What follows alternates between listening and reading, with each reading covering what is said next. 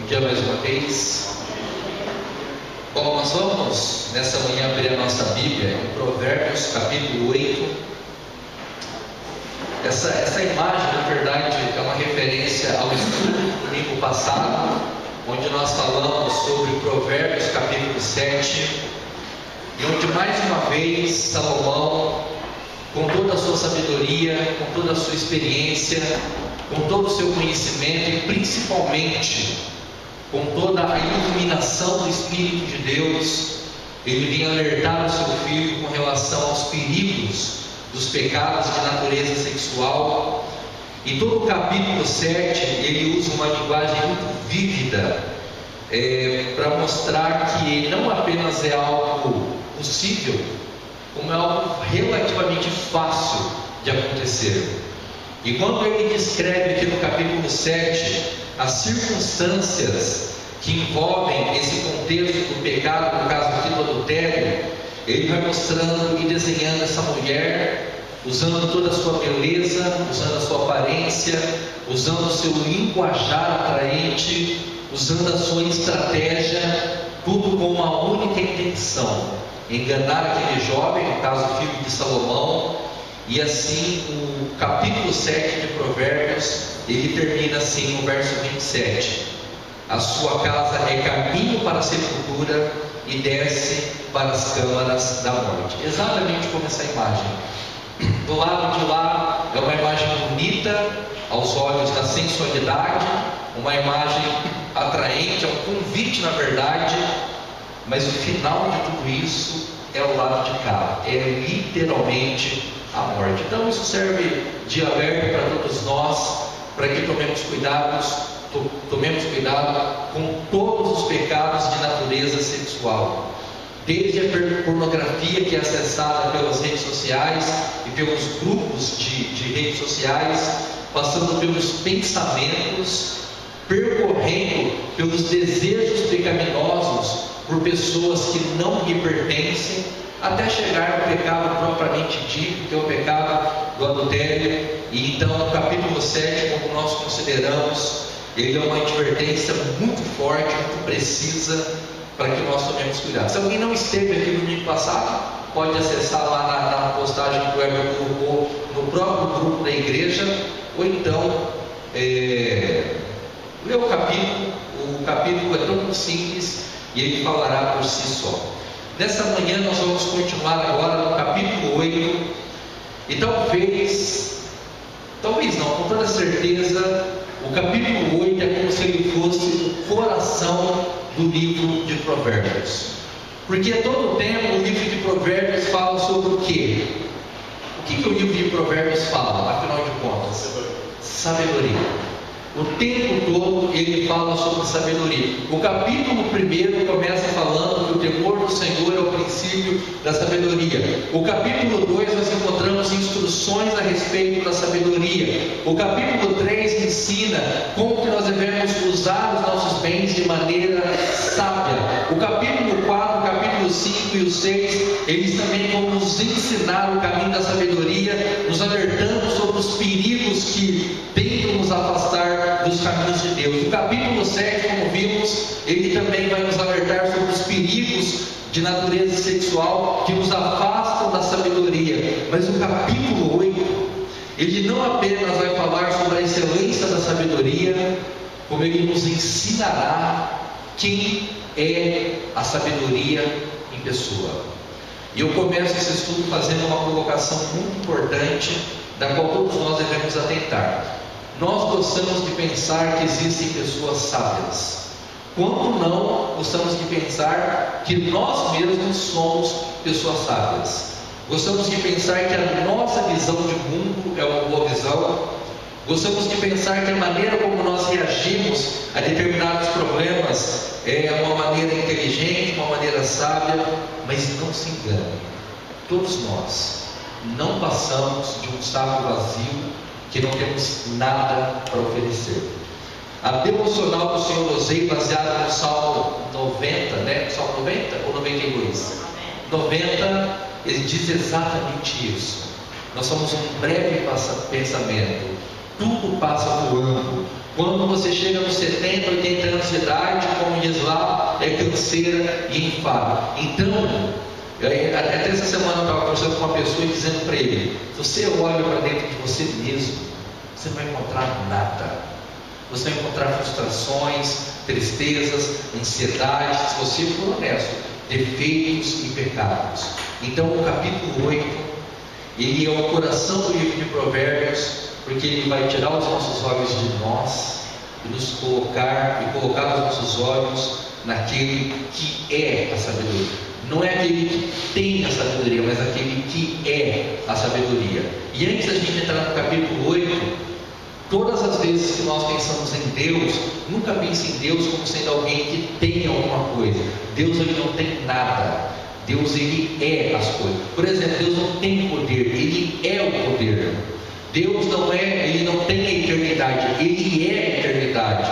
Deus, ele não tem amor, ele é a personificação perfeita do amor. Nós temos coisas que Deus nos dá, mas nós não somos nada. Deus é tudo.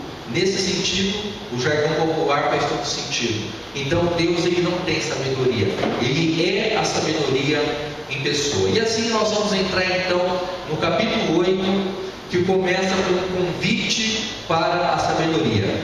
E ele começa dizendo então que a vontade de Deus é descrita nesse texto como sendo algo fácil de ser conhecido e compreendido.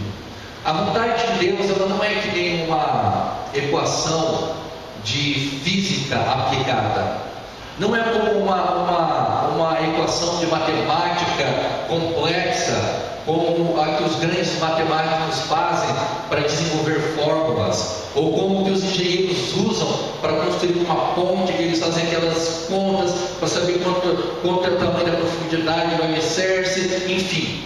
A vontade de Deus, diferente disso, ela é simples de ser conhecida. E é isso que nós vamos aprender. Vai chegar um ponto que ninguém vai poder alegar ignorância ou erro. Não é preciso subir ao céu ou mergulhar nas profundezas para obter a sabedoria. Por quê? Porque a sabedoria de Deus, ela é proclamada em todos os lugares do universo. Ela é proclamada na criação. Essa semana retrasada, caiu um passarinho aqui, né? Até a gente estava cuidando do passarinho. E é interessante porque um simples passarinho, um filhote de passarinho, ele revela a sabedoria de Deus. Porque o passarinho tão pequenininho que é, ele é cuidado pela sua mãe.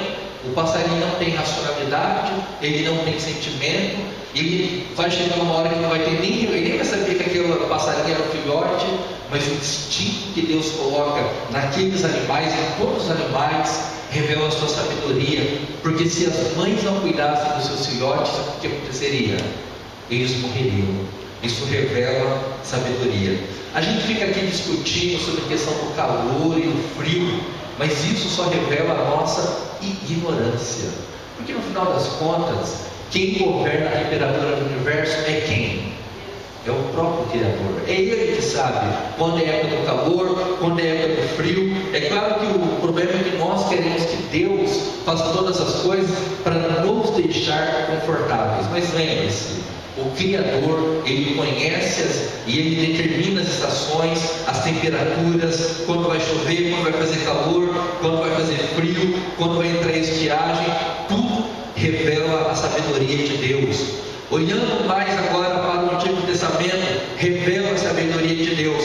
E quando olhamos para a vida do Senhor Jesus Cristo, isso revela perfeitamente a sabedoria de Deus. Então vamos começar lendo do verso 1 ao verso 11. Eu vou ler o verso 1, e assim cada um pode ler um verso dessa passagem que nos diz assim: Não clama porventura a sabedoria e o entendimento não faz ouvir a sua voz? No cume das alturas, junto ao caminho, das encruzilhadas das veredas, ela se coloca. Duas portas, a entrada da cidade, a entrada das portas da escravidão. A vós outros, ó homens, vamos, e a minha voz dirige aos filhos dos homens. Entendei, meus filhos, a prudência, vós insensatos, entendei de coração. Subi, pois falarei com os excelentes, meus lábios coisa certa. Perseguidor, proclamará a verdade. Abominam a integridade. São justas todas as palavras da minha boca, não há nelas nenhuma coisa torta nem perversa. Todas são retas para quem as entende, injustas para os que acham o conhecimento.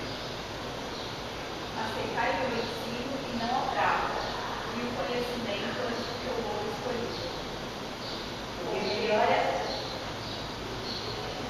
Porque melhor é a sabedoria do que joias, e de tudo que se deseja, nada se pode comparar com ela. Olha que interessante. Há muitas coisas que para nós são difíceis de serem alcançadas. Por exemplo, se você quiser ter acesso a uma pessoa que você gosta, uma pessoa famosa, você não pode ter acesso a ela de qualquer hora. Você não pode chegar, por exemplo, no escritório do presidente da República e ter acesso ao presidente no momento que você quiser. Nem mesmo numa cidade como a nossa, uma cidade pequena, você não pode ter acesso a todo mundo o tempo todo. Se você quiser um médico, por exemplo, se você tiver um problema, você tem que ir lá, marcar uma consulta, e às vezes tem que demorar até alguns dias, até meses, para você ter aquela... Então, quer dizer, nós vivemos um mundo onde as coisas não são tão acessíveis no exato momento que nós desejamos, mas Deus não é assim. Deus é um ser totalmente acessível.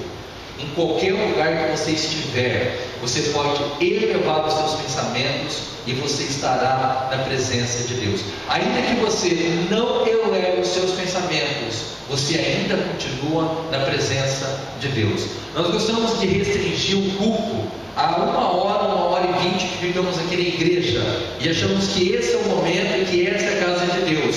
Mas quando nós saímos da porta dessa igreja, lá Deus também está, olhando você, analisando você, observando você, cuidando de você. Então não existe nenhum lugar na nossa existência que Deus não esteja acessível de alguma maneira. E é isso que ele está dizendo aqui no versículo 1: não clama porventura sabedoria, e o entendimento não faz ouvir a sua voz?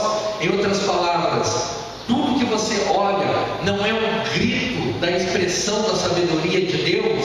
Quando nós olhamos para João capítulo 7:37, nós temos Jesus se colocando em pé e clamando e proclamando a sua palavra. As maldições, as bênçãos de Deus, antigamente, eram lidas em voz alta pelos levitas, lá em Deuteronômio 27, e até o coração dos homens fala em voz alta. E isso eu achei interessante, porque se você parar para pensar, nós estamos o tempo todo conversando com quem?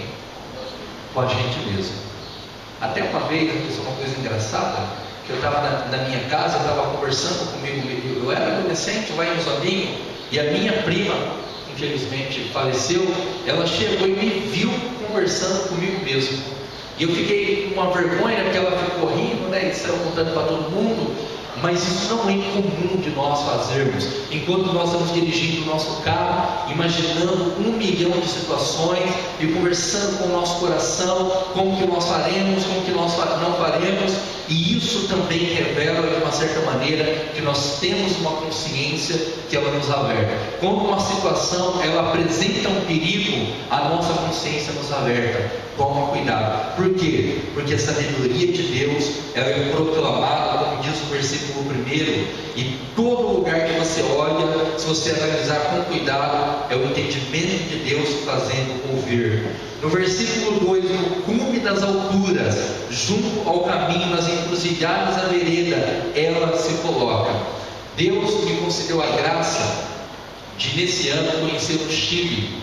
E quando nós estávamos voando por cima da Argentina, passando pela Cordilheira dos Andes, você vê todas aquelas montanhas totalmente cobertas de neve, a coisa mais linda, mais perfeita e mais maravilhosa que existe. Somente um ser como o Senhor, o Criador do Universo, poderia com as suas mãos criar aquelas altas e grandes montanhas, como se ele tivesse feito literalmente com os seus dedos, colocando as neves, colocando toda aquela harmonia, toda aquela beleza, e tudo que isso nada mais é do que Deus proclamando a sua sabedoria nas alturas. Os prédios altos criados pelos grandes arquitetos revelam a sabedoria de Deus. Então, irmãos, a sabedoria, ele está falando o tempo todo, abertamente, em todos os cantos, de qualquer maneira e de qualquer forma. E elas são proclamadas nos locais de grande fluxo,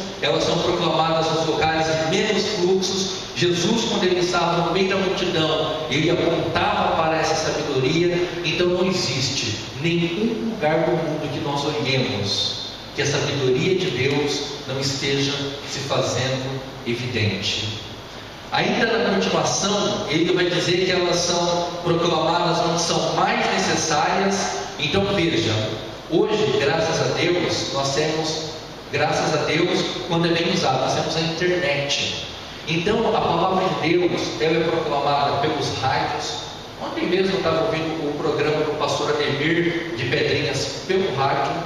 Ela é proclamada pela televisão, ela é proclamada pelas redes sociais, ela é proclamada quando eu vou na casa de alguém e leio a Bíblia com uma pessoa, numa casa, no hospital. Ela será proclamada por cada um de vocês quando vocês forem fazer a visita de vocês e vocês forem ler a Bíblia e fazer uma oração, e quando as pessoas forem na casa de vocês. Então os preceitos de Deus, eles são proclamados o tempo todo. E depois que o Heber começou a filmar, são mais ainda, porque ele não apenas filma ao vivo no Facebook, como depois ele baixa, depois ele põe no YouTube, depois ele põe no grupo, e juntamente com esse trabalho que o Heber faz, há outras milhões e milhares de pessoas que fazem a mesma coisa, divulgando a palavra de Deus. Não tem nenhum lugar que essa palavra não é proclamada. No versículo 7 diz: a minha boca proferirá a verdade, mostrando que essa palavra é aceitável, é agradável a todos aqueles que a interpretam e as compreendem corretamente. O versículo 10 e 11: aceitai o meu ensino e não a prata, e o conhecimento antes do que o ouro escolhido, porque melhor é a sabedoria do que joias, e de tudo que se deseja, nada se pode comparar com ela. Por que ele diz que a sabedoria é melhor do que o dinheiro? No caso aqui, a prata e o ouro. Por que ele diz que nada pode se comparar com a sabedoria? Por que ele diz que nós devemos aceitar o seu ensino e devemos não abrir mão dela? Porque ainda que Salomão não conhecesse e não soubesse e não tivesse informação sobre Jesus, pelo Espírito de Deus, ele está descrevendo a sabedoria de Deus revelada perfeitamente em Jesus.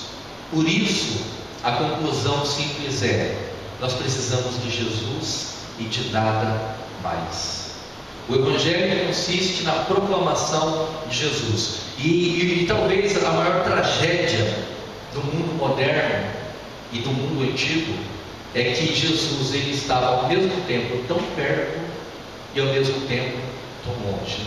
Ele andou entre tantas multidões, mas poucos o viram. E no nosso mundo moderno é a mesma coisa. Ele está em todos os lugares. A sua palavra alcança tudo e alcança todos. Mas ao mesmo tempo que ele está perto, ele está longe. Por causa dos corações endurecidos e por causa da dureza do coração do homem, que realmente não reconhece essa sabedoria como suprema, poderosa e soberana. Ainda na continuação, depois ele vai falar sobre os benefícios dessa sabedoria, do versículo 12 ao versículo 21. E diga-se de passagem, mais uma vez, que essa verdadeira e única sabedoria, ela é o próprio Cristo.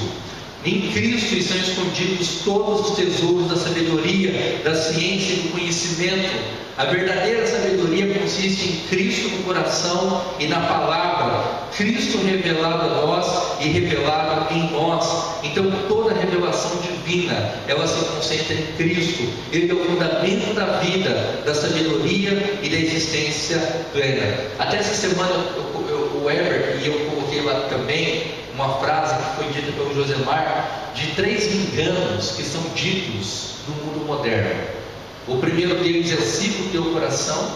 Você lembra quais são os outros, Heber? Eu lembro. Você pode fazer tudo que Você pode fazer tudo o que quiser.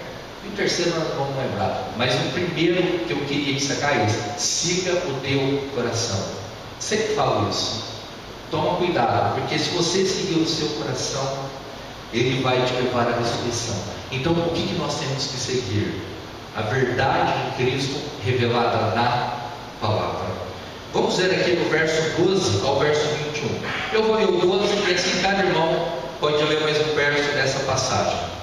Eu, a sabedoria, habito com a prudência e disponho de conhecimentos e de conselhos. Temor do Senhor, conselho racional, soberba, arrogância, mal, e a conversa, Deus não amores. Próximo. Meu conselho e a verdadeira sabedoria. Eu sou o entendimento, minha é a fortaleza. Por meu intermédio reinam os reis e os príncipes decretam justiça. Por meu intermédio governam os príncipes, os nobres e todos os juízes da terra. Eu amo os criados, os filhos cuido dela. Riquezas e honra estão comigo, bens duráveis e justiça. Melhor é o meu fruto do que o ouro refinado, e meu rendimento melhor do que a prata escolhida. ando pelo caminho da justiça, no meio das veredas do juízo. Para lutar bens, os que me amam e lhes encher o tesouro. Isso. Olha que interessante. Salomão, quando ele escreve o capítulo 8, embora ele não tivesse essa consciência, mas ele coloca a sabedoria como uma pessoa, como um ser pessoal.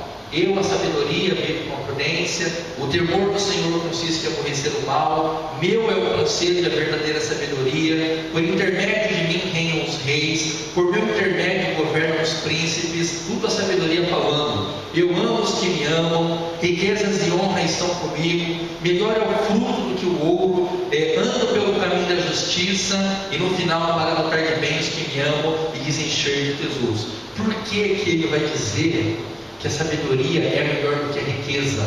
Porque uma pessoa, ou quando nós possuímos Cristo, na verdade nós possuímos tudo. Quando nós temos uma experiência real com Cristo, e quando nós cremos e reconhecemos e o confessamos e vivemos para Ele, não há mais nada que possa ser acrescentado à nossa existência. Agora, quando uma pessoa não tem Cristo, tudo que ela faz na sua vida é uma tentativa de construir coisas que vão tentando encher o seu coração. Mas na verdade nada pode encher. E esse trecho que nós lemos, ele fala sobre as coisas gloriosas que são ditas sobre Cristo. E o Senhor habita com a prudência e dá conselhos. Podemos imaginar Jesus sentado com as pessoas, com seus discípulos, os aconselhando, não com a sabedoria carnal, mas com o verdadeiro discernimento que ordena o correto modo de vida. Ele fala sobre o verdadeiro temor ao Senhor, que ensina a odiar todo o pecado como desagradável a Deus e destrutível à alma, odiar particularmente a soberba e a paixão, que são pecados comuns e perigosos. E o versículo 14 e 15, ele vai dizer que dele é o conselho, a sabedoria, o entendimento, e que todos os reis governam por seu intermédio. O que nós fazemos aqui todos os domingos, e todas as quartas, e os sábados? O que nós fazemos nas reuniões de oração, quando fazemos a nossa devocional? O que nós fazemos em cada visita na casa de cada jovem que faz aniversário na cidade de Fato vai? O que nós fazemos quando nos reunimos com a amiga juvenil lá nas reuniões e os orientamos nos seus trabalhos? Tudo o que nós fazemos nada mais é de fazermos entender sobre as gloriosas bênçãos provindas de Cristo e sobre como é necessário nós andarmos no seu caminho, amando o que Ele ama e odiando o que Ele odeia. E ele vai seguir falando no versículo 22 ao 31, que essa sabedoria que se identifica com o Senhor Jesus Cristo, ela é eterna e divina. Eterna porque ela não tem começo nem fim, e divina porque na verdade ela vem de Deus, é de natureza espiritual. Fica claro e evidente que é uma pessoa inteligente que está falando com propriedades divinas e ao mesmo tempo pessoal. Essa pessoa inteligente não pode ser outra senão o próprio Filho de Deus. Salomão elogia a sabedoria como um atributo de Deus, pelo qual ele criou o mundo e o governa, e toda a revelação divina é a revelação de Jesus. E aqui nós somos informados então de que ele é e o que ele fez. O que ele é? Ele é o Filho de Deus que foi designado nos eternos conselhos de Deus para ser o mediador entre Deus e o homem. Vamos rapidamente ler esse último trecho que vai do verso 22 ao verso de número 31, o penúltimo, na verdade. O Senhor me possuía no início de sua obra, antes de suas obras mais antigas, falando sobre Jesus, que estava com Deus desde antes da criação. 23. Desde a eternidade fui estabelecida desde o princípio, antes do começo da terra. Antes de haver abismos, eu nasci, e antes ainda de haver fontes carregadas de águas. Antes dos montes foram firmados, antes de haver rodeios, eu nasci. Ainda ele não tinha feito a terra, nem as amplidões, nem sequer o princípio do todo. Isso, só uma observação. De quem que ele está falando? Ele estava lá desde quando? Desde sempre. Embora ele use a expressão eu nasci, não é uma referência que Jesus tenha nascido antes da eternidade, mas é uma referência, uma figura de linguagem para mostrar que desde sempre, desde antes do começo, ele estava lá. Deus nem tinha feito a terra, mas ele já estava lá. Verso 27. Quando ele preparava os céus, aí estava eu. Quando traçava o horizonte sobre a face do abismo. Quando firmava as nuvens de cima, quando estabelecia as fontes dos abismos.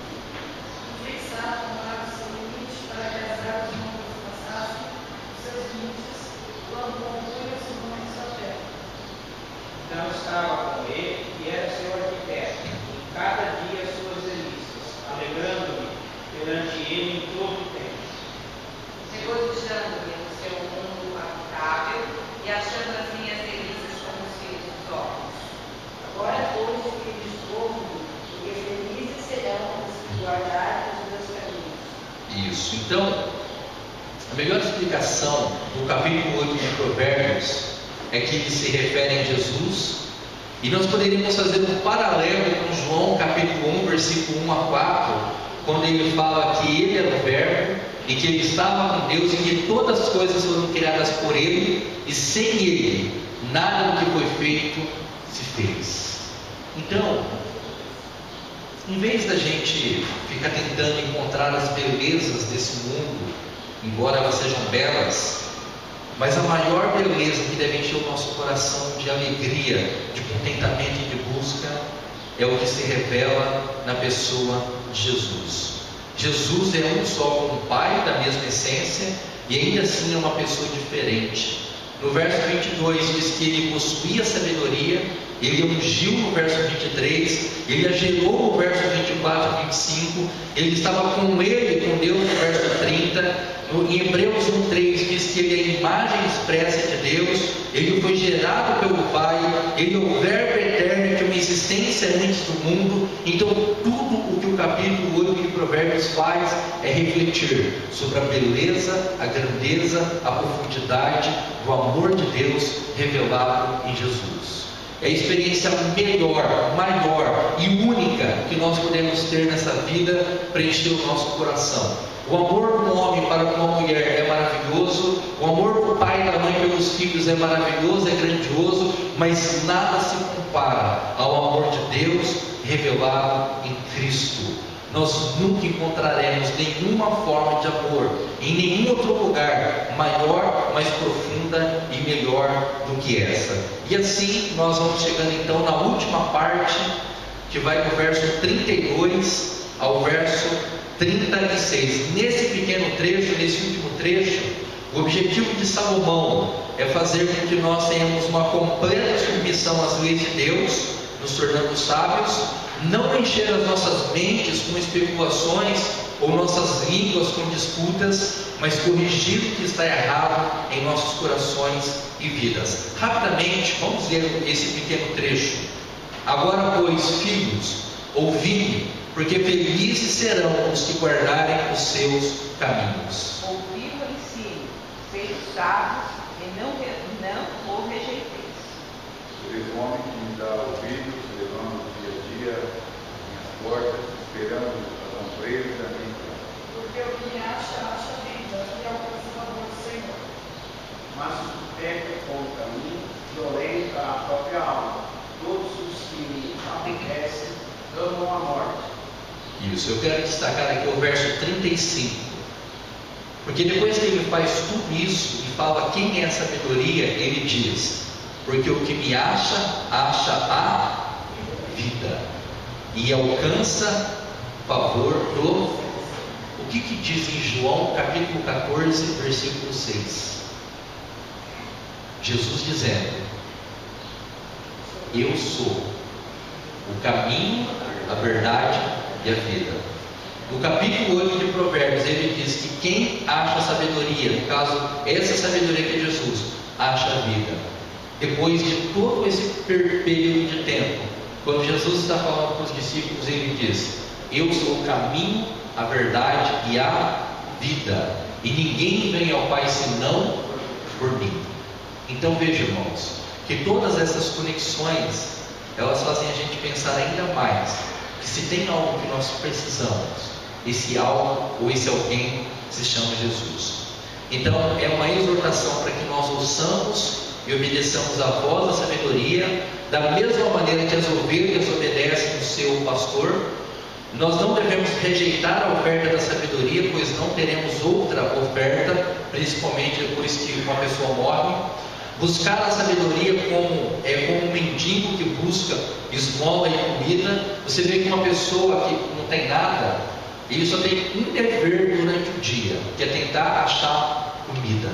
É o que ele faz, o trabalho dele. Toda vez que eu vou lá em São Paulo com o módulo do curso, eu fico observando aquele pessoal deitado na rua. A vida dele se divide entre ficar dormindo na rua e tentar achar comida. A mesma coisa que nós devemos fazer. Como o mendigo busca o seu alimento e ele considera como uma esmola, nós devemos buscá-la de Deus. Não somente ouvir, mas guardar, porque quem o acha, acha a vida. A gente fala muito sobre soluções de problemas, né? A gente quer soluções para os nossos problemas, e toda a nossa vida é cheia de problemas. Aqui é a solução do maior de todos os problemas. Quem o acha, acha a vida. E a coisa mais maravilhosa desse versículo é que, na verdade, nós não podemos achá-lo, mas é Ele que nos acha. Então, em algum momento da história, Deus nos achou e nós estamos aqui, pensando na grandeza do seu amor. Toda a felicidade, todo o bem de que nós necessitamos ou podemos desejar, se acha nele. Ele é o princípio da vida espiritual, ele é o prenúncio da vida eterna, ele é tudo. E nessa última parte, nesse último slide, veja que no versículo 36 ele faz um alerta: mas o que peca contra mim violenta a própria alma. Todos os que me aborrecem amam a morte. Mais uma vez, a gente pode fazer menção ao discurso de Jesus contra os religiosos que não tinham um coração transformado. Jesus que sentia ódio, porque além de serem pessoas perversas, eles impediam outros de terem acesso a essa graça. Então essas pessoas, elas são deixadas à sua própria ruína e sabedoria, e quando elas pecam contra a sabedoria e se rebelam contra as leis da sabedoria que é Jesus, então elas distorcem os seus desígnios, e por essa maneira elas são definidas como loucas. Em última análise, é um pecado contra Cristo. São inimigos de Cristo, não desejam que Ele reine sobre eles e agem com desprezo à sua autoridade e contradizem todos os propósitos da vida. E termino, antes de fazer uma última leitura, com uma pergunta: o que pode ser pior do que odiar aquele que é o centro de toda beleza e a fonte de toda a vida, bondade, sendo Ele o próprio amor? O que pode ser pior para uma pessoa do que odiar a expressão perfeita do amor? Então, quando uma pessoa rejeita Cristo, na verdade ela está rejeitando tudo que poderia e que pode salvá-la. Ao rejeitar Cristo, ela não está rejeitando o que Cristo tem, mas ela está rejeitando o que Cristo é. E lá em Apocalipse, ele fala: eu sou o Alfa e o Ômega, o princípio e o fim. Ele tem poder de escrever o nome no livro da vida e de riscar o nome do livro da vida. Ele tem todo o poder. E eu termino então pedindo aos irmãos que abram em Hebreus capítulo 1. Esse texto não está aqui. Se quiser chamar para o céu, só vou ler esse versículo para que a gente então tenha uma ideia melhor. Hebreus capítulo 1, do verso 1 ao verso 4, diz assim: havendo Deus outrora falado muitas vezes e de muitas maneiras aos pais pelos profetas, nestes últimos dias nos falou pelo Filho, a quem constituiu o herdeiro de todas as coisas, pelo qual também fez o universo. Veja, no versículo 2, diz que ele constituiu o herdeiro de todas as coisas e pelo qual fez o universo. Todos juntos, prestando a máxima atenção, leiamos o verso 3, falando sobre quem é Jesus. Ele que é o resplendor da glória e a expressão exata do seu ser, sustentando todas as coisas pela palavra do seu poder, depois de ter feito a purificação dos pecados, assentou-se à direita da majestade nas alturas, tendo se tornado tão superior aos anjos, quando herdou mais excelente nome do que eles. Não tem nenhum lugar de toda a Bíblia que de alguma maneira não aponte para Cristo. E todo o nosso trabalho como pregador, estudioso, pastor, pai, mãe, é apontar para o Senhor Jesus Cristo. Que Deus assim nos abençoe, e nós vamos então abordar a entrada das classes.